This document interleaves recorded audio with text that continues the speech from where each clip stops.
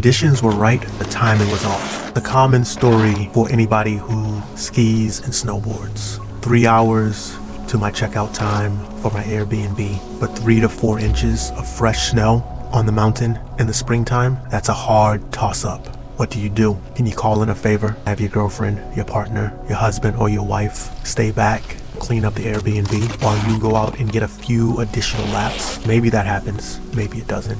For me, it did. I was allowed to take a few extra runs on a great day late in the season, with the understanding and the agreement I would be back by 10:30 to help with maybe a half an hour of the Airbnb cleanup.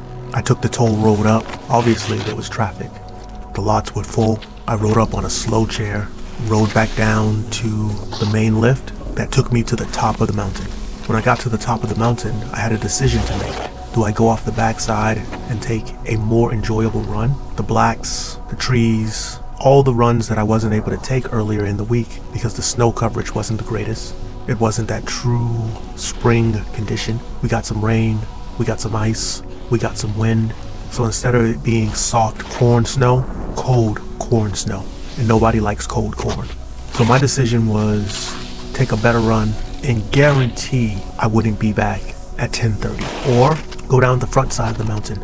Quicker, less terrain, less challenge, blues, greens. And the run that I needed to take to actually drop me off at the parking lot was one of the most green runs on the mountain. One of those long traversing runs all the way down, which was my plan. I was going to take that run for my last run.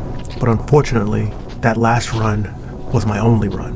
So I chose to be responsible and go down the front side, blue and hit a green. But the thing is, if you've been doing something long enough and you love it and you enjoy it, you can figure out a way to make even the most mundane run enjoyable. There's always sides, there's always bumps, there's always trees when they're good. And if you know how to navigate your terrain, you can enjoy the easiest of easy runs. And that's what I did. I loved the blues and I loved the greens. I took them down right to the parking lot. I was able to ride almost to my car. I got in, quickly took my stuff off, threw my boots in the back, then headed down the access road. Stopped and got some coffee. Grabbed a lint roller to help get the dog hair off the couch so that the Airbnb would look immaculate, just like when we got there. And I got back to the Airbnb, think at 10:36. Was a little late, but nothing that put me in the doghouse. We were out on the road by checkout time. And the run that I got was easy, was simple, was enjoyable, and it was bonus. It was a run that I wouldn't have gotten if I wasn't able to make that game day decision. I'm glad my girlfriend was on board, and I'm glad I took that run because it ultimately rounded off the trip and helped me to remember that you can get enjoyment from the easiest, most basic runs. And that's why I think my concept of loving the blues and greens is resonating with the people that it's resonating with, giving people the permission to not always be hardcore and extreme, and just enjoy what the mountain has to offer. I'm Blair, and this is the Dirtbag Association, where our wax is old, our knees are older, but the stoke doesn't melt. See you on the mountain.